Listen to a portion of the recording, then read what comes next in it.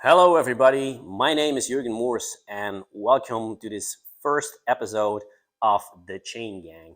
And in The Chain Gang, in this series of videos, we will talk a little bit about what is Web3, what technologies are behind Web3, what is happening with social media on Web3, but this is all stuff that we will talk about in the coming weeks and months. But first, maybe a lot of you are wondering from what is Web3? If there isn't a Web3, what is Web2 and what is Web1? Well, those that were already or have the age that they were already growing up and very aware of the 90s, they remember the time of Web1, the time when the internet was actually coming to the world. And when you wanted to go on the internet, this was typically a sound that you had to go through. Once you covered that sound and you were on the internet, you could access all kind of web pages, but most of the time you could only read them. So Web 1 was mainly about reading. You could access a web page, you could read, you could get some information, and that was mainly about it. Once we crossed the time period into the 2000s and definitely around 2010, we actually moved into the age of Web 2, also the age of social media.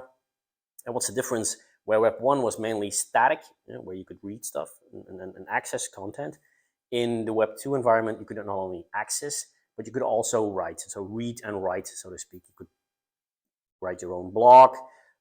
Later on, you could put some pictures on the internet with Facebook coming up. You could also put on videos with YouTube and stuff like that. And now on social media, we can share all kinds of different things.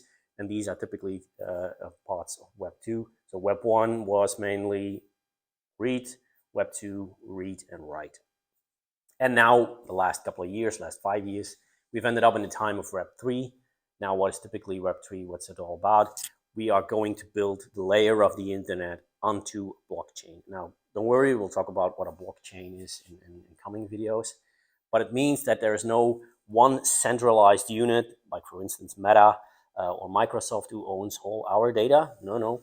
In the Web3 world, it is more decentralized, and we become more user-centric, or we become more consumer-centric, meaning we can not only read and write, but we now also become the owner of our own data, whether it's just a post, whether it's a picture, whether it's our privacy data or so on. So those are a little bit the differences between what is Web 1, what is Web 2, and what is Web 3. And that's it for the first episode of The Chain Gang.